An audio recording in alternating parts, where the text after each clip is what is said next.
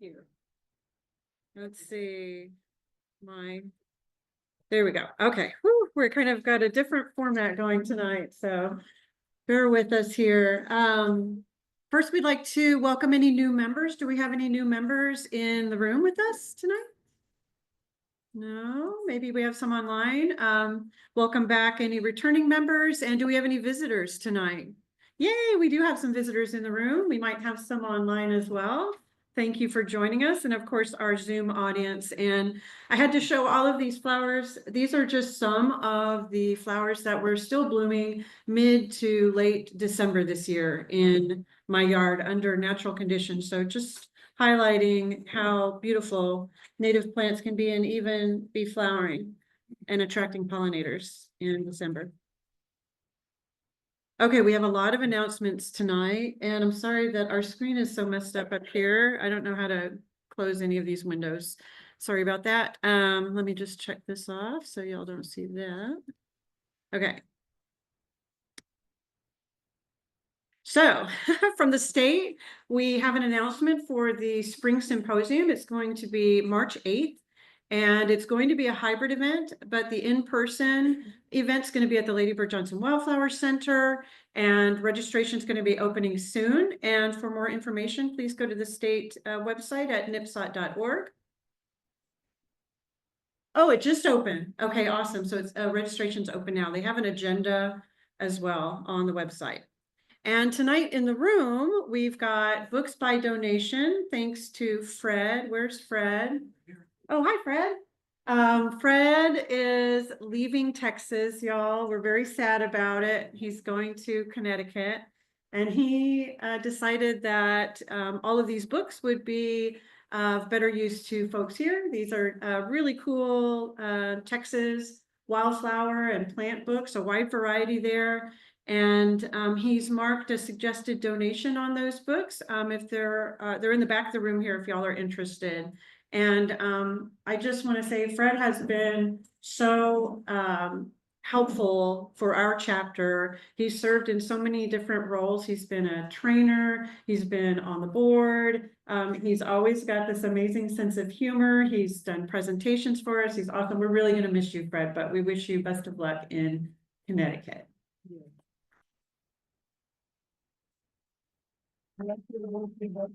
Yes, Fred wants to say one.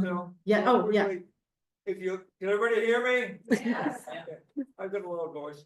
The prices on the books are just prices I took off a used books sale prices online. So some of them may be inflated. But anyway, whatever price you want to pay, donate. You can pay anywhere down to zero, or you can donate some other time, or you can donate tonight, or you can donate. Forget about donating, whatever you want to do. What I really want you to do is take the books away, so I don't have to carry them home and truck them up to Connecticut. We'll have books about Texas. So enjoy the place. Thank you, Fred. So yes, just like our Plants by Donation station in the back there, the donations are up to you, anywhere from 0 to whatever you would like, now or later. Or never, Fred said, but just think about it. Thank you, Fred. Okay, so our next announcement is that we're going to be offering the Level 1 Native Landscape Certification program course in Spanish as a pilot program here in March 29th. It's going to be held at the main offices of the San Antonio River Authority on the river in King William area downtown. And we're wanting you to be aware that this is going to be an offering, but we're also reaching out to any Spanish speakers that can speak about plants in Spanish. If you're interested in helping us with this pilot as maybe a plant walk guide or one of the trainers or taking on a portion or just assisting, we're really looking for anyone. And if you are interested in volunteering, please reach out to nipsotsavolunteers@gmail.com. We're also sponsoring 2 other classes. The first one's going to be the Native Landscaping for Birds Companion class on April 5th. It's going to be in person at Confluence Park. And then we'll be offering the Level 1 Introduction to Native Landscapes over 2 days. May 10th will be the Zoom lecture, and then May 17th will be an in-person walk. Registration for these classes is opening on February 1st. And we don't want the fees to be any kind of a limitation to anyone. So if that's the case, please reach out to us. We offer scholarships. So reach out to, oh my gosh, it's totally blocked off with the thing. Is it San Antonio? Thank you, San Antonio at NPSOT.org. Okay, and it's that time of year again. We've got Monica in the house, and she's Texas Butterfly Ranch, always hosts the annual unofficial pollinator plant of the year. And so our contestants this year are lemon bee balm on the left and blue curls on the right. And you can see some of their stats here in the middle. They're very similar in many ways. They each grow in sun to part shade, and they're between 1 and 3 feet tall. The bloom time is a little bit different. The typical bloom time for bee balm is May through October, and blue curls is March through May. And so go to texasbutterflyranch.com to place your vote, or on social media. I know you're on Instagram. Are you also on Facebook? And so Instagram and Facebook.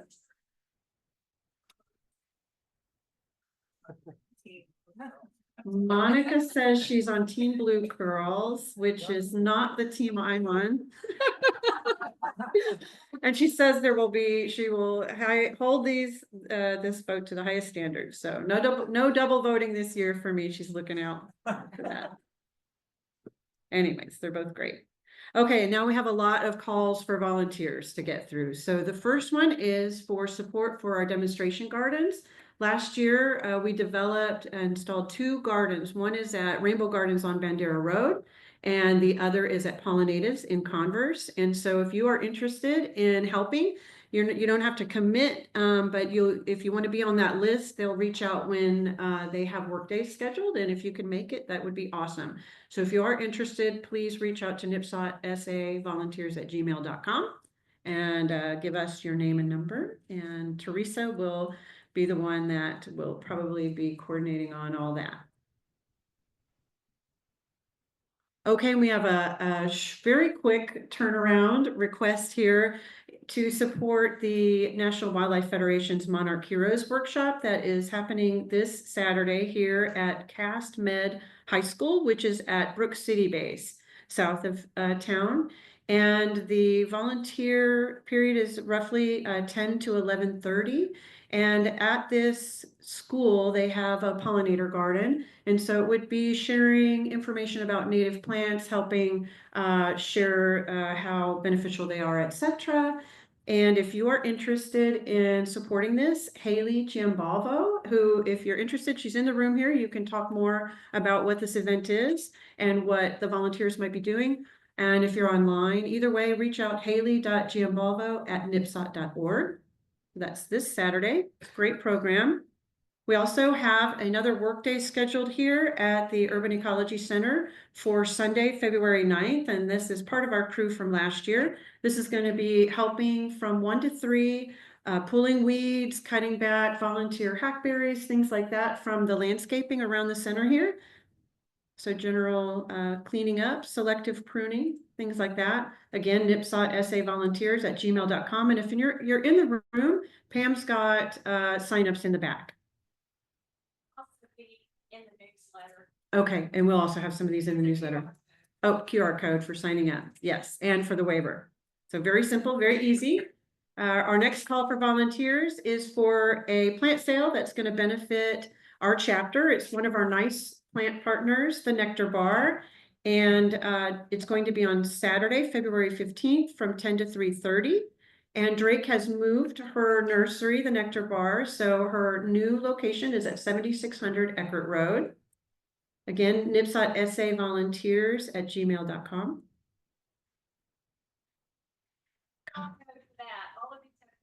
Yes, there's QR codes in the back, and then they'll be out in the newsletter.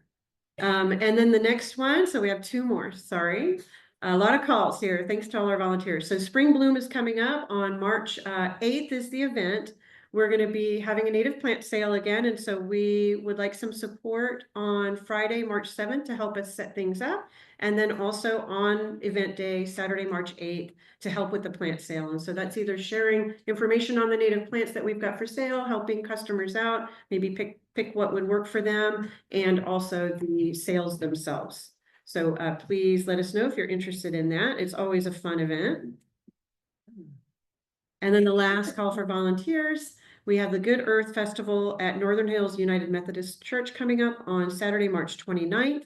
This would be an outreach table where we have some materials, our bookmarks, things like that, maybe some seed giveaways, and this would be from 10 to 1. So again, npsotsavolunteers@gmail.com if you're interested. Another fun event.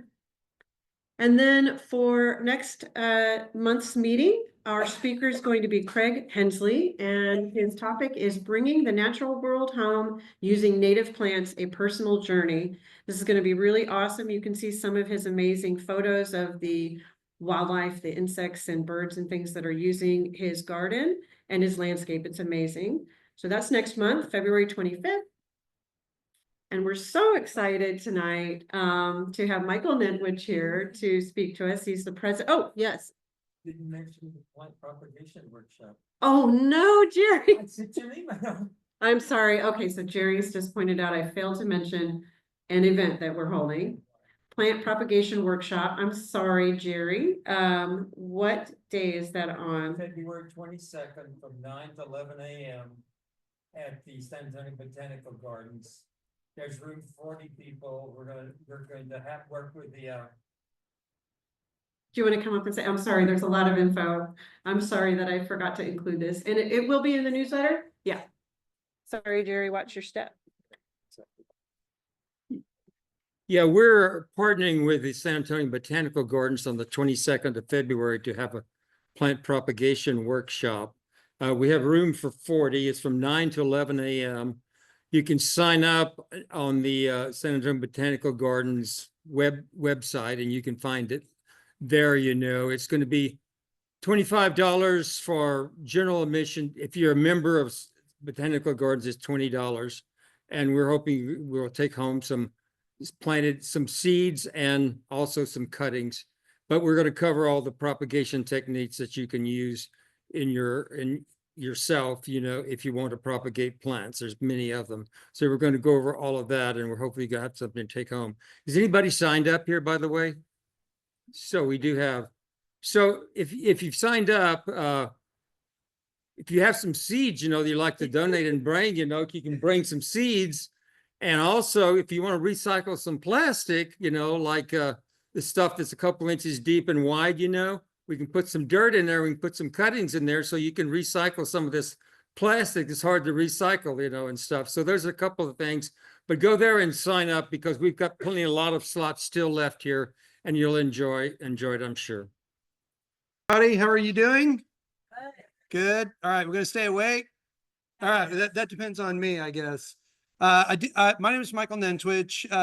I was the president of Bexar Branches to get it started, Bexar Branches Alliance, urban forestry nonprofit. But as of January, I stepped down as the president so that I could focus my time on working with our advisory committee to get it really functional and going again, so we can do some larger projects. And one of those you'll see in the back with the 3 different tree posters going from, as you're looking at them, the left to the right. The left one was the original San Antonio Trees urban forestry nonprofit poster. I think that was done in the 80s, especially if you look at the species recommendations. It makes sense that it was the 80s. Then the first one that CPS Energy did, and then the last one on the right is the current recommended poster. And we are going to be revising that poster. So what I'd like for is, if you have thoughts, what should come off and what should be recommended in replace of those that you recommend to remove, and why, right? Because I really wanted your opinions to help us make a more informed decision on those plants into the future. And why? Well, let's get into that. That's the whole point of this presentation. So I do want to thank you for your attention. This is meant to be interactive. So if you have questions as I move along, please ask. If you have something to add, certainly please provide that. We're smarter as a group, right? So I'm gonna go ahead and get started. See if we can.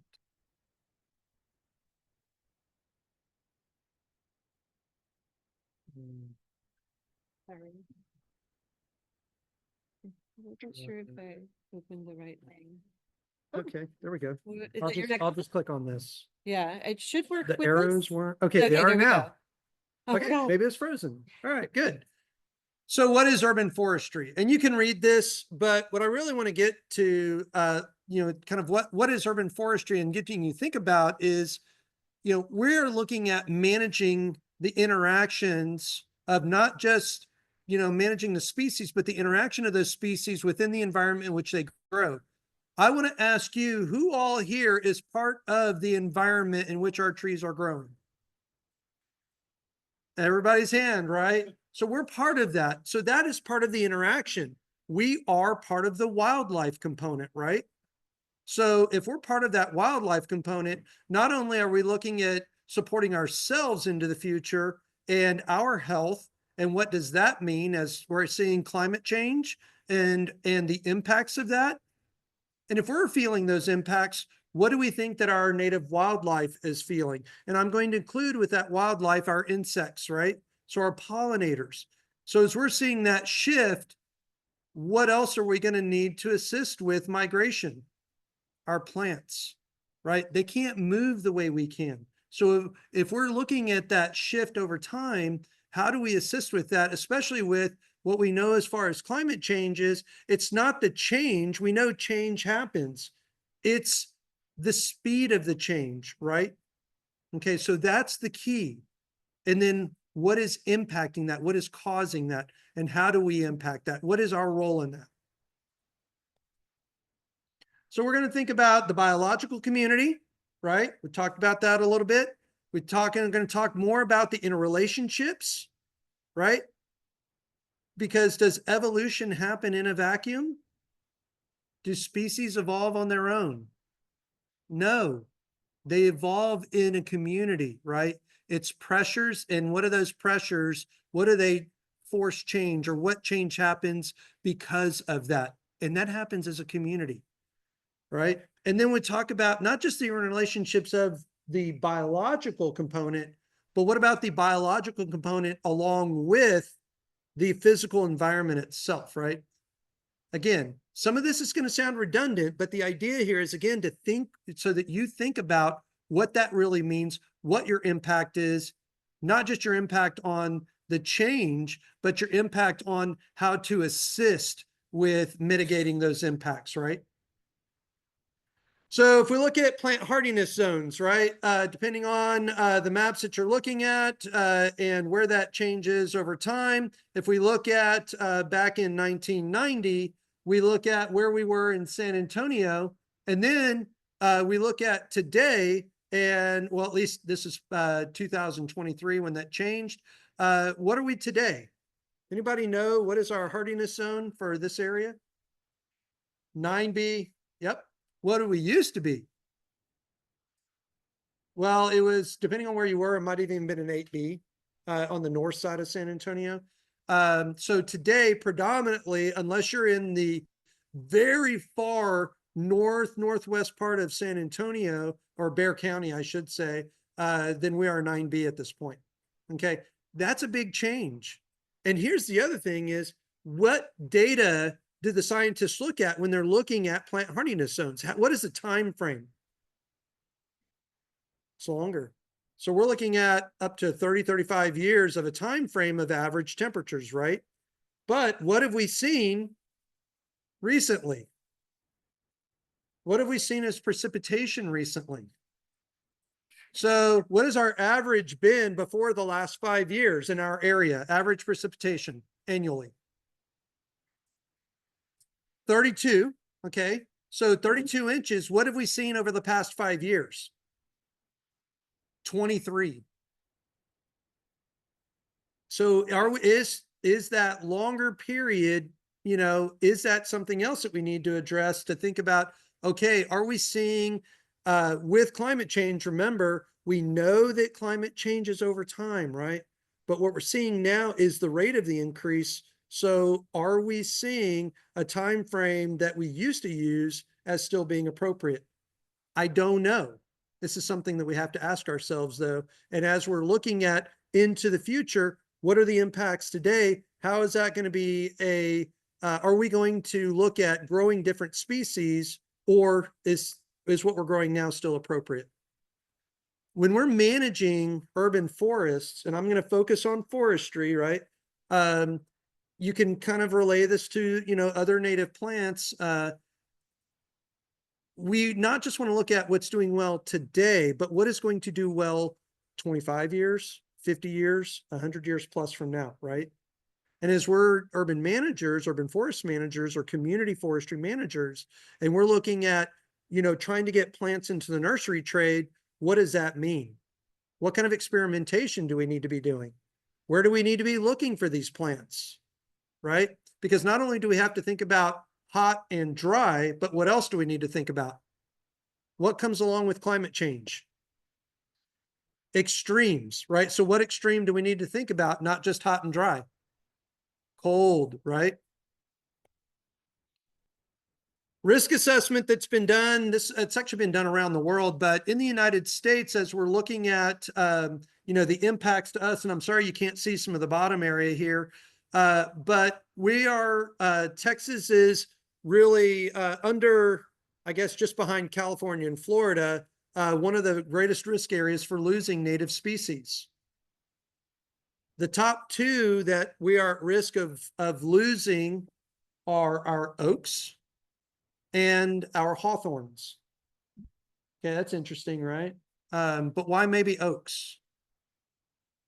Oak wilt's a big part of that, but even climate change. If you go think about our red oaks and what they're experiencing right now in our area, and I'm not just talking about Shumard red oak, but in the hill country, even the Buckley-eye, you'll look at where they have been growing, and then we're starting to see more of a shift down into being, you know, kind of in those pockets, in those canyons, as being maybe a more of a refuge for them. Yes. Aha. So pecans. So what is pecan primarily as a species? Where does it normally grow? Riparian areas, right? River bottoms, creeks, things like that. So it is a species that prefers what? Moisture, right? And so if we're seeing going from 32 inches on average to 23, that's a big negative, right? And so one of the species that we're losing most of right now are pecans. Okay.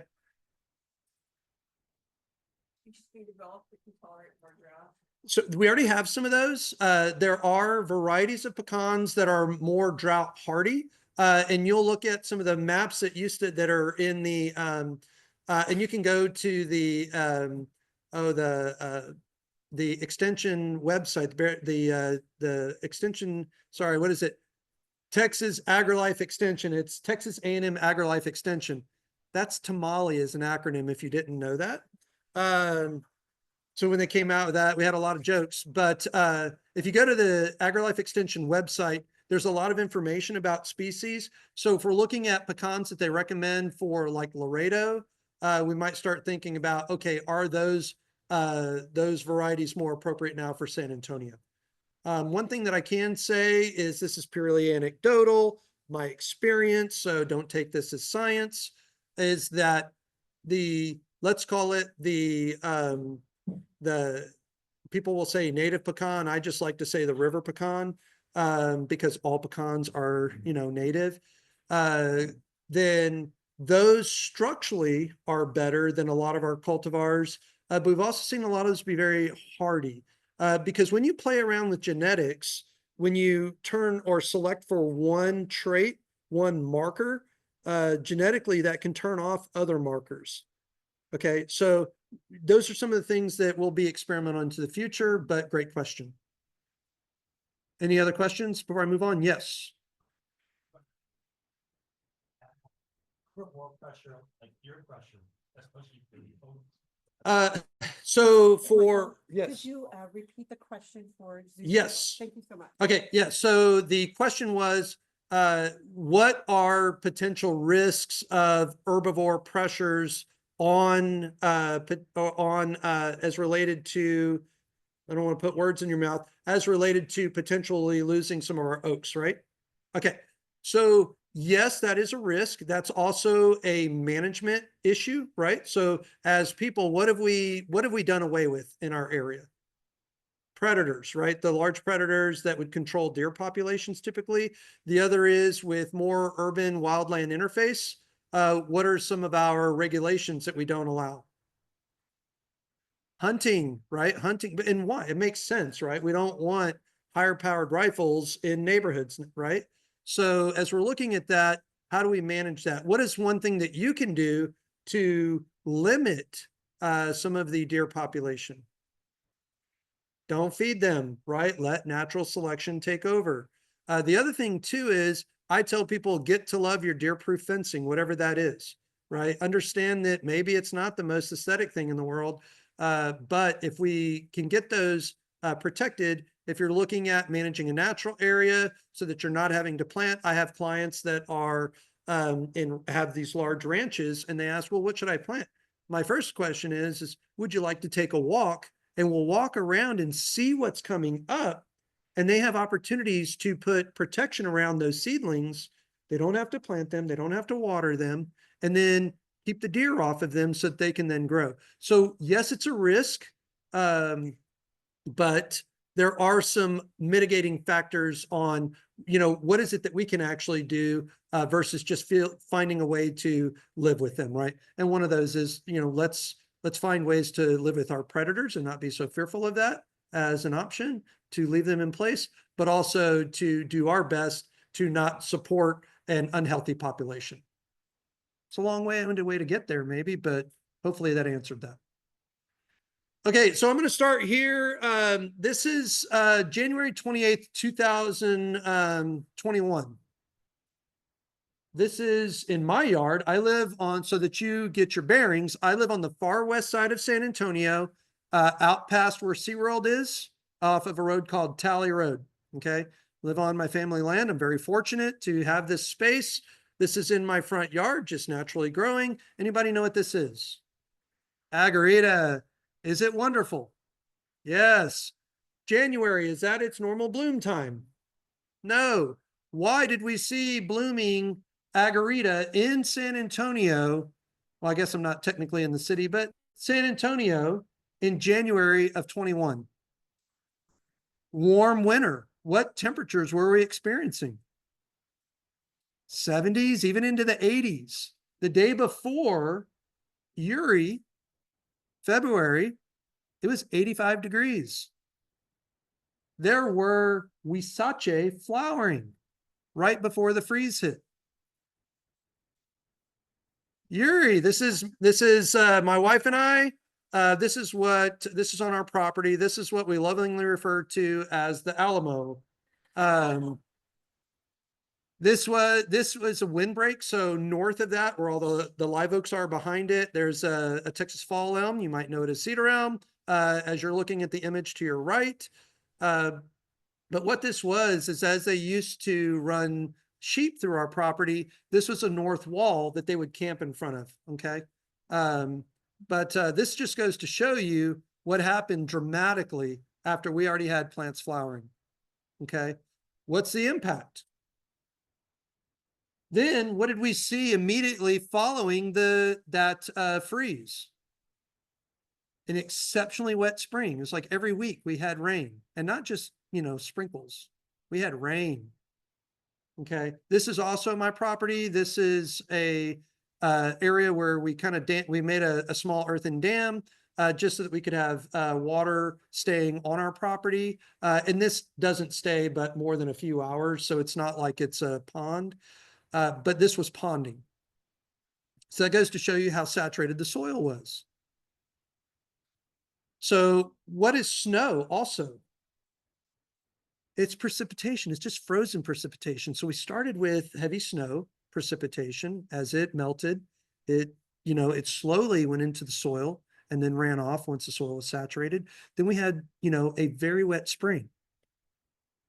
Then what did we see happen with our oaks? We saw a lot of what? After the oaks leafed out in the spring, the ones that survived, then what happened?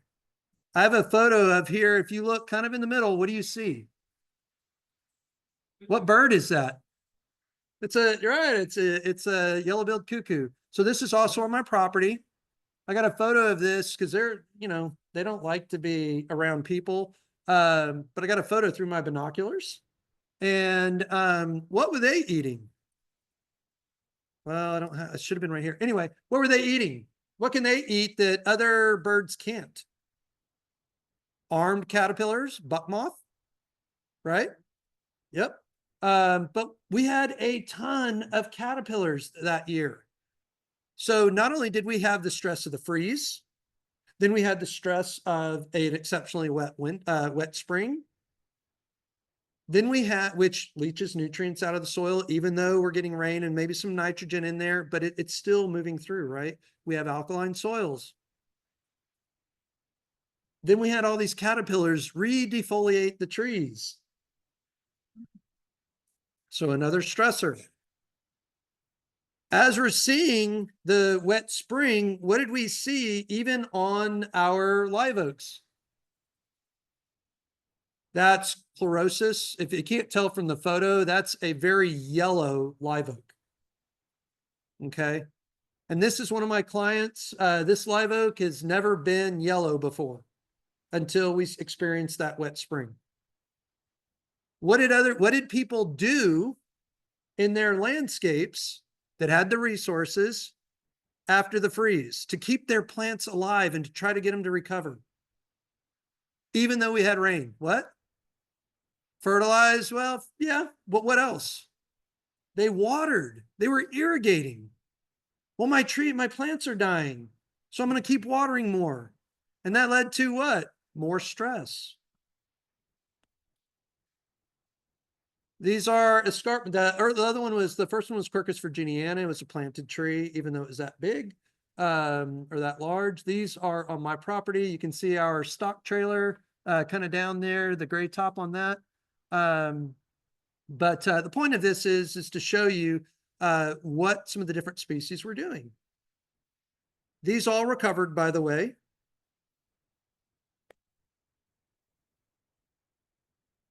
Sorry, that's not the post oak one. Why didn't the post oak show up? Well, anyway, this is actually a Arizona ash. So this is Fraxinus velutina, and you can see where it started to resprout after the freeze, but you can see where the freeze impact was. Again, why are we seeing this freeze damage? Not because these species can't take cold, but again, what happened before the freeze? Warm winter, right? So all of these species were starting to either flower or their buds were starting to swell. So their natural antifreeze is what? Does anybody understand the biology of trees and other plants? So basically what they do is they put more sugars, more minerals versus less water in the cells. That's our natural antifreeze, right? Well, once the sap starts to flow and that water is really moving through, now you have a perfect opportunity for that snap freeze, really harsh freeze for 5 days, single digits, to literally burst cells open. Okay. Quercus shumardii. This was a 18-inch diameter. Completely died. This is in Terrell Hills, and you can see my old work vehicle there is for scale. The white vehicle there, that's a Trailblazer for anybody that knows that. Anyway, you can see how impacted this tree was. Following this initial freeze damage and it resprouting, what else with the thin bark species is a real risk once we start getting warm temperatures, hot temperatures, and no leaf coverage of real kind on the tree? Sun scald. Then we have a stressed tree. What's all around us all the time? What fungus is just waiting for trees to stress. Phytophthora, yes, but that's really, I see that a lot more with excessive water, which would be for the wet spring. What's that? Hypoxylon canker. That's right. So this tree had just exceptional sun scald, and on that photo on the bottom left, I don't know how easy it is to see, but you can see where the bark was just kind of peeling open because it was dead all the way on top of every single limb. So we had a structural issue there now, and because the decay was setting into that old heartwood that was there. And then we start to see hypoxylon fungus. And then the other one, not Phytophthora, but what's a root rot fungus? Ganoderma. Yep, we started seeing Ganoderma. So this tree was riddled with diseases. My recommendation, this is a long-term client. Of course, they've moved after this. Last year they moved. But my recommendation was on all of these trees, wait until the fall to prune, because we don't want to take any vegetation out that's alive. We don't want to unnecessarily cut on the trees until we can see where they have started to recover. Because even some of these where they were resprouting, this particular tree kept dying back. Okay, so you don't want to have somebody spend a bunch of money and then have to spend a bunch of more money and then prune it to the ground, right?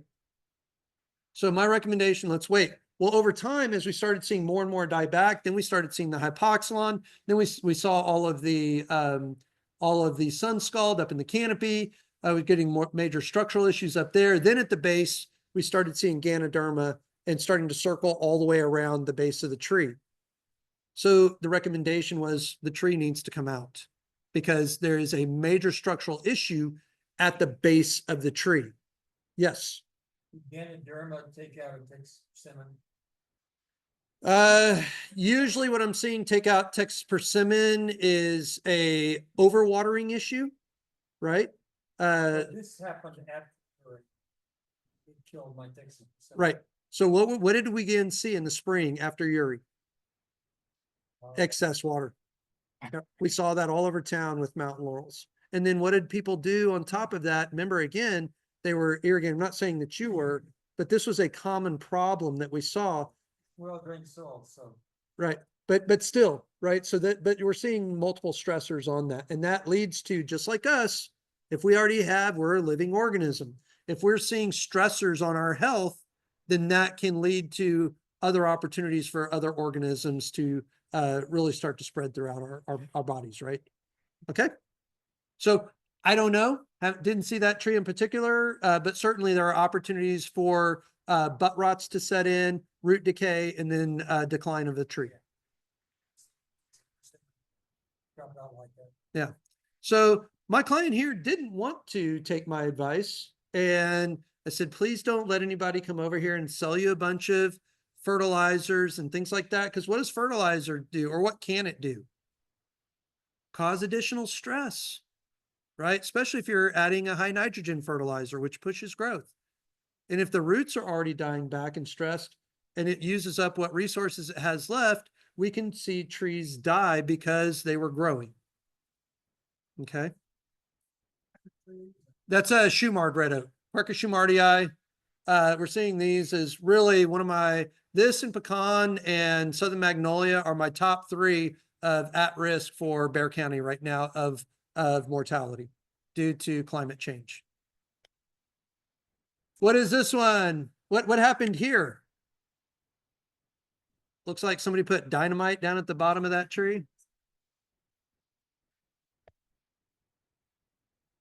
Freeze damage. Remember what happens when the cells break open? You get it's an explosion, right, of that cell. And so as you get that expansion, where the tree is going to put on reaction wood to keep that vascular system alive, to keep the canopy alive, this is what you'll see.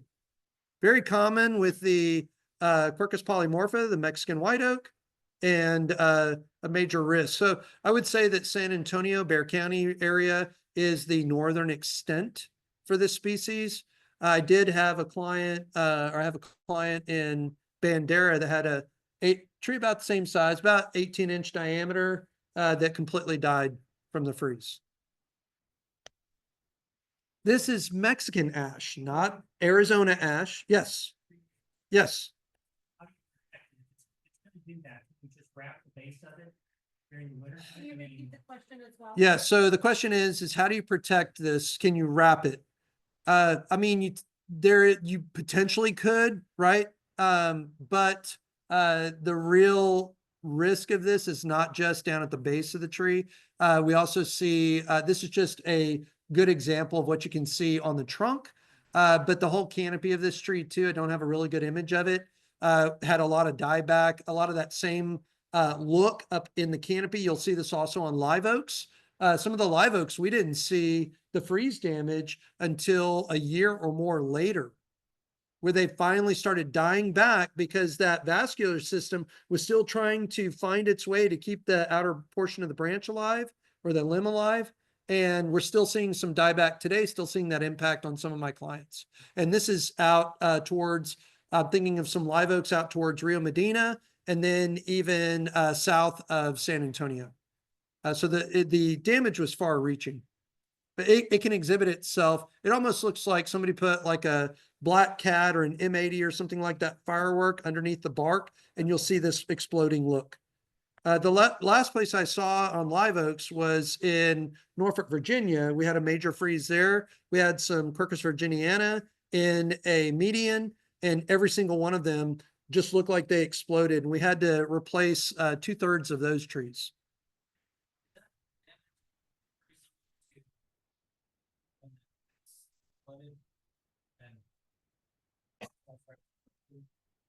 So the question is right. The question is it similar to if you see excessive flooding, and so it would be, it's different because of the way that the stressor impacts that. Typically, when we see excessive flooding, we're seeing root dieback due to anaerobic conditions. So a good example was the hurricane down in Galveston. The saltwater got a lot of the blame down there, but there's a lot more discussion these days that if we had waited a little bit more instead of rushing to remove those trees, that we might have seen a lot more survive. And a lot of the damage down there was because the water had, infiltrated and come in and created anaerobic conditions. Good question. All right, Mexican ash. This is much more hardy in our area, much more long-lived, better structure. We don't see the calorie pair growth habit as much as we do with the velutina, which is the Arizona ash or Modesto ash. But we still did see a lot of freeze damage on these. This tree today looks wonderful. If you look at where the freeze damage was, it's fully recovered up in that inner portion of the canopy. And this is over off of Pershing Avenue in the 78209 area. Okay, does anybody know this tree? This is out off of Highway 16. If you're going out past, out past Helotes toward 46. Madrone, Texas Madrone, pretty famous Texas Madrone, very large. But we're seeing this tree starting to succumb. Is it old age? Is it climate change? Who knows? Probably a combination of those factors. Unfortunately, somebody went in there. I think they thought they were doing a good thing, and they removed a bunch of the vegetation around the base of the tree. Leave that there. Why? One, it's a functioning ecosystem, but the other is now you're exposing that soil to what? This is the west side looking at the tree, right? You're exposing it to more evaporation, okay? It's a really interesting ecosystem down there. There's lime prickly ash. There's some grapevine, agarita, juniper, some other really cool species. This is, for some reason, the transitions aren't working on here, and I apologize for that. But what is this? This is a Shumard red oak. What are you seeing on the trunk? See that silvery gray look on there? Somebody mentioned the fungus earlier, hypoxylon.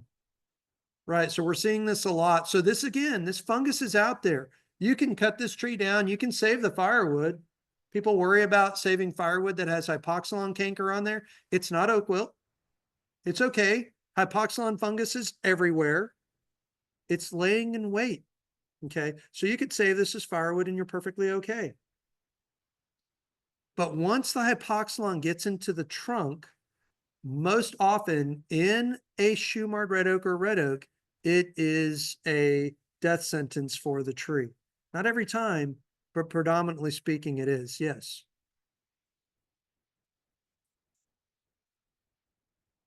They're just not as hardy. So yes, I'm sorry. The question is why are red oaks more susceptible to this particular disease, hypoxylon canker? It's just that they're not as hardy. One guess, right? We don't really know. So again, not science here, but like oak wilt fungus, one of the things that we think about oak wilt fungus, why live oaks and the white oak groups, the white oak group is less susceptible or more resistant is what? What do we know physiologically speaking about the white oaks and the live oaks compared to red oak? More narrow vascular system. There are more tannins, yes, but not in the white oaks. In live oak, yes. And the red oaks, though, have more tannins than the white oaks. But it's the vascular system. So the joke is, why don't we use red oak barrels for wine? Because it'll leak out, right? But really the thing here is that it's a much larger vascular system with our red oaks, which potentially provides more of an opportunity for the fungus to move more expeditedly through the tree. Yes. There is no spray for it, so please don't let anybody sell you some kind of, treatment that's going to kill the fungus and save your tree. The best thing that you can do is to provide the best growing environment possible for that individual tree. Pardon me. If you have hypoxylon canker in your tree, you'll see it exhibiting itself in the upper canopy first. Get somebody out there, if you're not capable, to prune that out as quickly as possible because it can spread very quickly through our trees. If it's in live oaks, I've seen live oaks recover that have hypoxylon throughout the entire tree and even into the trunk. But I've not seen a red oak survive this. Okay, not saying that it can't, but I've not seen it. So on this particular tree, we're waiting to see what it does in the spring. The homeowners, wants to take a hurry up and wait approach, and that's perfectly fine. If we started seeing some Ganoderma around the base of the tree, I would recommend it to be removed as soon as possible. And why is that? Because the Ganoderma starts to decay the structural integrity at the base of the tree. Okay. So you can make management decisions based on each individual case. Okay. What is this? This is a Texas fall elm or cedar elm. What are we seeing at the base of the tree? What mushroom is that? Ganoderma. There we go. So this again is stress related. The tree can no longer fight this off. A lot of times with our elms, where I see this most frequently is in areas where they are being overwatered. This is in a, what do we see around the tree here? What kind of grass is that?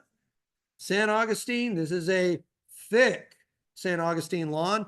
In August, this was a thick San Augustine lawn, even in full sun. This is in, I'm not going to pick on the person, they're a super sweet person, but this is in Almost Park, right? Named after the elm. And what we saw originally in August was just the area there where the larger fungal fruiting bodies are. They were only about 6 inches wide. And then this was October, and we're seeing it down, moving through this other portion of the tree over here, another sinus. And by the time we removed this in late October, we actually saw some fruiting bodies on the other side where the conduit is there in that junction box for the tree lighting. So that's how quickly the hypoxylon can move through. Okay. A tree, when you took that out, You can, I would recommend planting somewhere close by. Really, the reason is not that I'm worried about the fungus so much, more that if you grind it out and all you have there are a bunch of wood chips, not really the best location. So finding something close by would still be okay. It's not the same as if this was a, let's say if this was a live oak and there was crown gall, which is a bacterial disease that's in the soil at that point, I would not plant in that same location. An ash, yeah, I'd be okay with an ash. Yeah, I love ash trees. I know everybody says Arizona trash. I used to be that guy when I first started, and I was young and much more immature. I'm still immature, but more immature. But so I started to change my thought processes because, you know, it is a wonderful species. Again, really for our area, Mexican ash, the Burlandi ariana. And why is that? It's fast growing. It can live for 75 years. It's not a short-lived species and doesn't have the same structural issues that Arizona ash has. And so I started thinking, okay, what might be a better way to think about this? So I started calling some of these species that grow really fast and may not live for hundreds of years. So we'll call them a little bit short-lived as far as a tree goes, but for us, that's still a good amount of time. So we're calling them James Dean trees. And why might that be? Anyone? Live fast, die young, and look good while you're doing it. All right. So the idea here is to kind of change our thought processes a bit, right? Into what's appropriate for our area. And in doing that, what does that do? It extends our palette, right? Yes.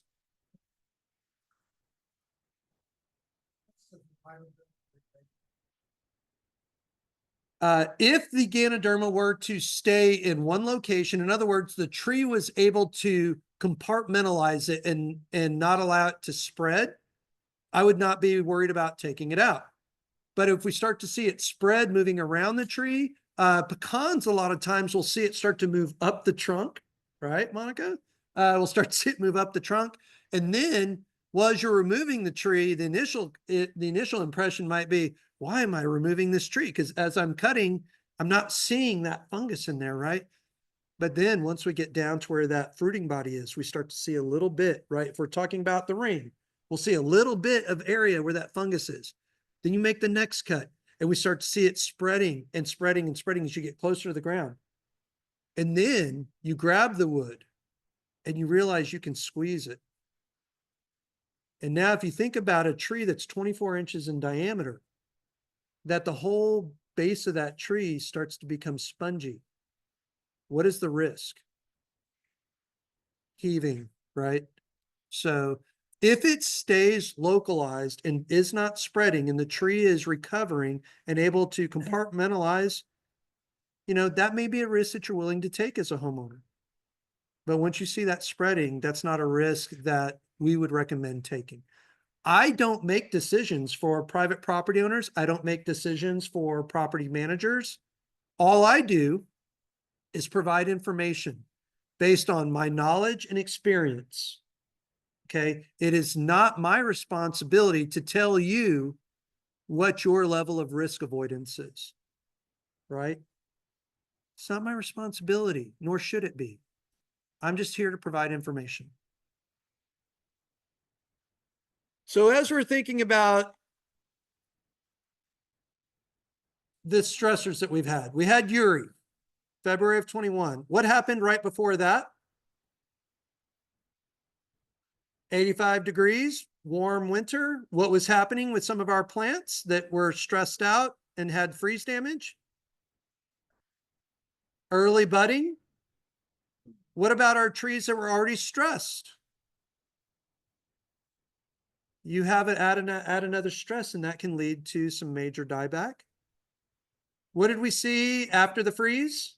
And with the freeze, right, we had precipitation that was in the form of, right, 8 inches or more. Then it melts. And then we had weekly rains basically all the way up through the end of spring. Then what? Exceptionally hot, dry summer, 100 degrees on many days in a row. Then we have what? We have fall, which is what? Our second spring for San Antonio, right in our area. So we have growth again. So we have trees that are already stressed, and then we ask them to spend their resources and grow some more. And then we have winter, and they have to survive all winter. And then what happens again in February? Another freeze and an ice storm. And then we have spring, which is a major stressor. Why? The pushing of growth, flowering. So what did we see? Trees that we thought had survived are now utilizing their final resources, pushing growth and not surviving because they didn't have enough stores or they didn't have enough root system that was still alive. Then what happens that following spring in 22? Wet again, right? But then what did we have in early summer? Drought. And what about heat? How many days of 100 degrees plus did we have in a row? 72 or more, right? Depending on where you are. Where I live, it's the hell part of San Antonio, right? It's hotter there and it gets colder there. We're really experiencing the extremes out there. Then we have fall, right? Second spring. Hey, plants that are experiencing this stress, how about a little more growth and stress out again right before winter hits? Then we go through another spring. And what do we have again? Dry summer. We had a more mild as far as temperatures go, right? But we did have what heat did we experience on the hottest day? Yes, but what? Triple digits. Yeah. So we got up, depending on where you were, was anywhere from 108 to some, depending on where you were, 115, somewhere in that temperature range, right? So I want to ask you, how do you fare in those temperatures? So if our trees are not used to that, right, that's an added stressor. And that's a major stressor we forget about is temperature, heat being a big factor for us. If our temperatures do not go below 85 degrees for any significant period of time in the evening, our trees cannot rest at night. Okay. How do you function, or how would you function going all summer long without any sleep? And then being asked to perform your job. What is another stress factor? What else do we have as a pollutant in urban areas? Air quality. Think about something that we don't normally think about. Light pollution. All through the night. So we're starting to compile and compound our stress factors, right? With climate change, we talked about our average precipitation over the past 5 years. We're talking about the species that we're losing. How many people saw Huisache dying like crazy, or at least having exceptional freeze damage during Uri or after Uri? Did you see all of them dying? Okay, how many people know? I do this for a living, so these are the things I look for. How many people, or what specific Huisache might you have seen with more freeze damage and or dying? Were they the bigger ones? Somebody mentioned the bigger ones. That's what I noticed. Why were the bigger ones with more freeze damage and dying? What were they doing right before the freeze? Blooming. So the sexually mature trees were the ones that had the most damage, because the younger ones were what? I'm staying in bed. I'm staying asleep. making jokes about this, but the point is as we're seeing this change over time, right? And we're seeing it at the rate that we're seeing it, in a shorter period of time, and our plants can't adapt as well as we can or as quickly as we can. So what is our responsibility now?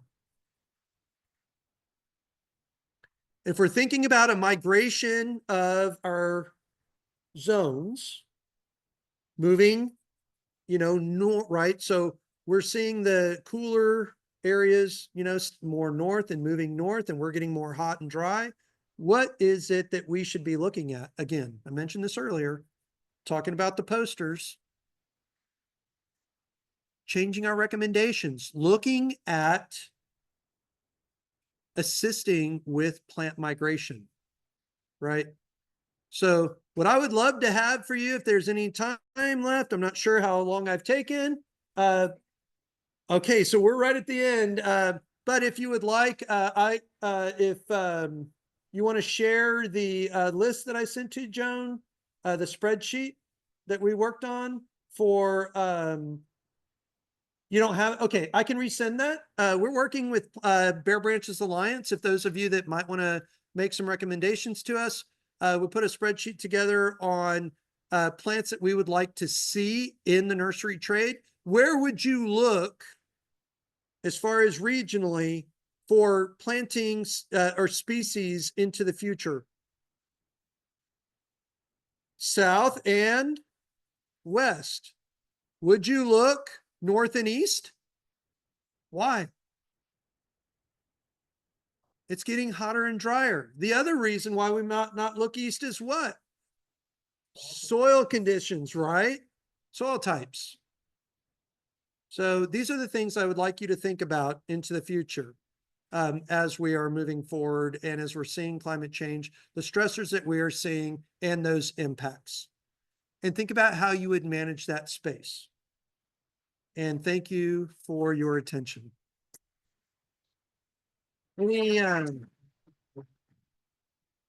I'll make myself available for any questions anybody has while you're cleaning up if you'd like.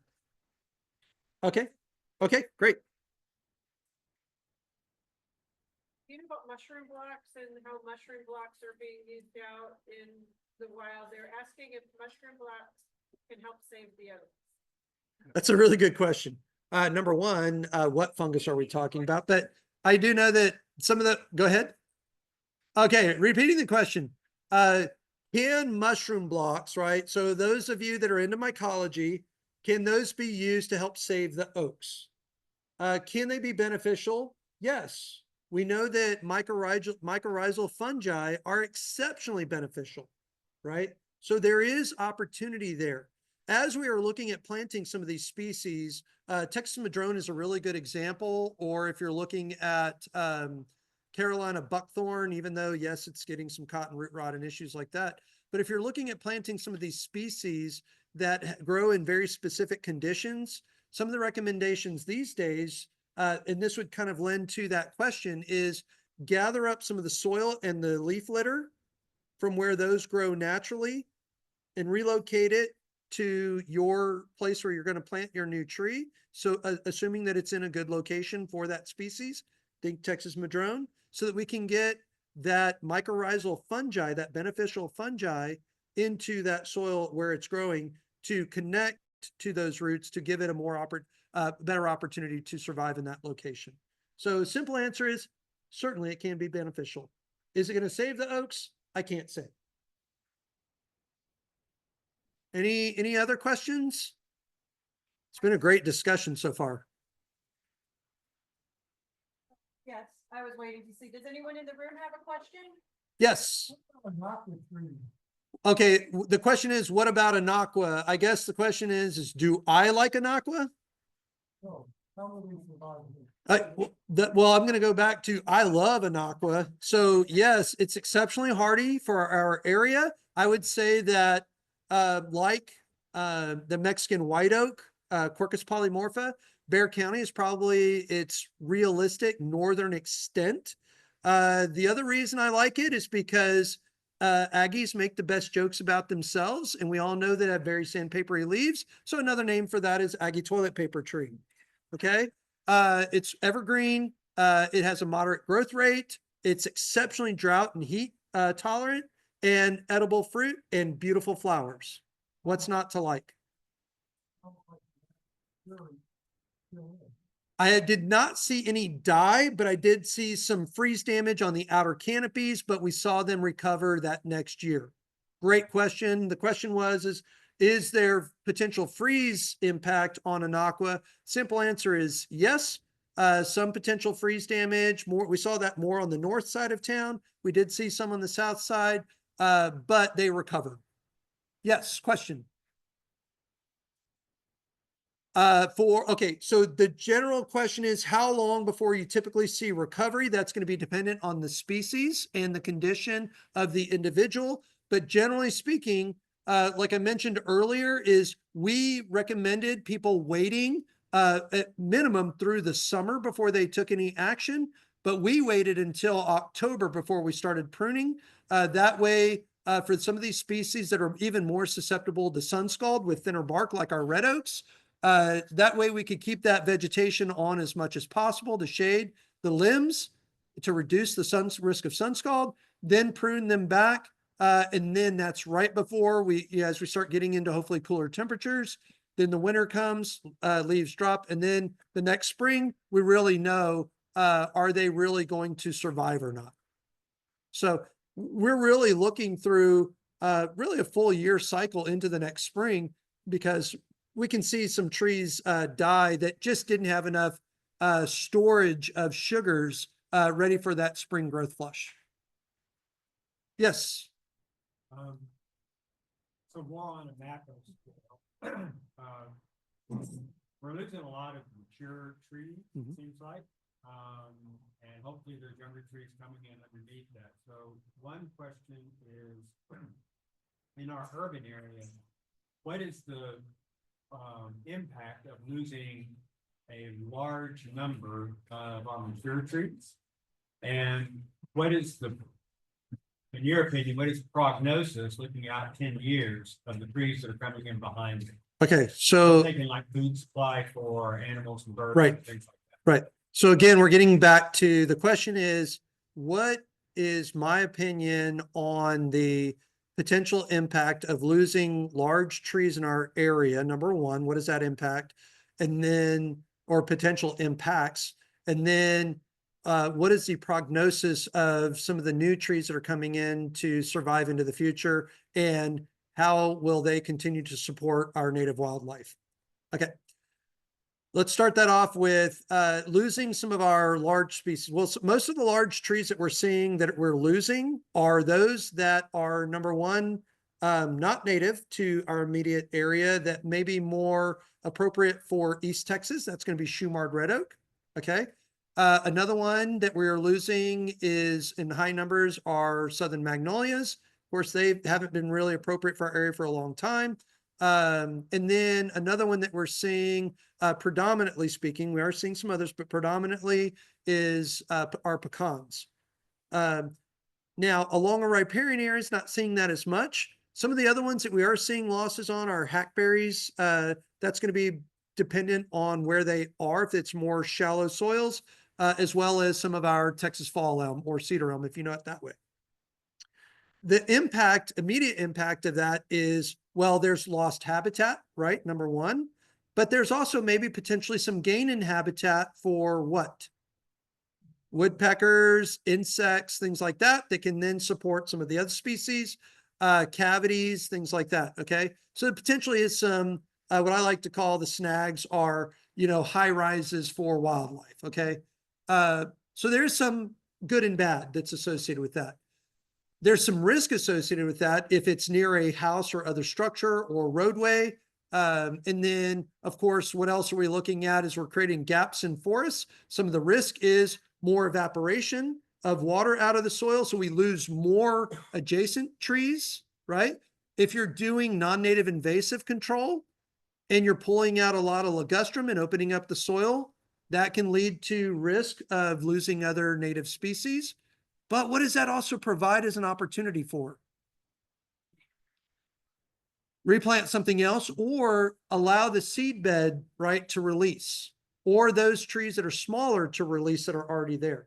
So there's good and bad. And then the potential risk is if we lost a large enough number of those large trees, then we start to see a potential greater risk of the issues that we already know of with climate change, with heat island effect, and so forth, right? And of course, lost food sources, et cetera, lost pollination opportunities, which fewer caterpillars, and then fewer opportunities for next generation of songbirds, et cetera. Okay, you asked a really great question. That is a presentation in and of itself. Yes. Okay, yes. Who wants to go? Yes. I did. I was the first city forester for San Antonio. Then I had an opportunity to go work with the city of Norfolk, Virginia. Now I'm on private sector, but we do try to work with the city through programming opportunities, funding opportunities with Bexar Branches Alliance.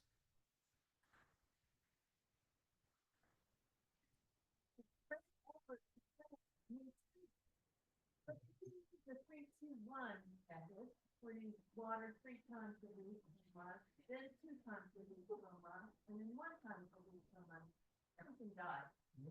And so, that's money out of the taxpayer, but it's also loss of canopy. And I was just curious if you can impact that in any way.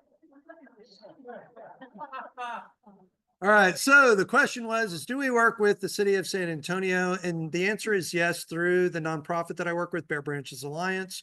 But also my new role will be trying to really work with Alamo Forest Partnership a lot more, which the city of San Antonio is a part of, and we'll be able to have more of those discussions. You don't have to follow the 3-2-1 method. There are other ways to water trees to be successful, but we do have to water. So it's a larger discussion, and I don't know specifically what they were doing. So until we know more on that, I can't really answer honestly about that because I just don't know. I'm ignorant on that, but hopefully I will be able to educate myself as we continue to move forward with these discussions that are needed. So thank you. Yes. We had a question. No, Oh, that was it. I know it's a lot of time. Thank you. Yeah, thank you. No. I'll let you guys do that. Yes.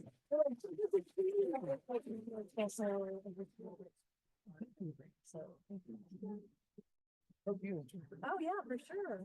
You know, there was one more thing that happened that I lost track of, and I sequenced from, it was right after, when we were getting all those rains, there was a huge hailstorm. Yes. That knocked a bunch of the new growth off of a bunch of my idols.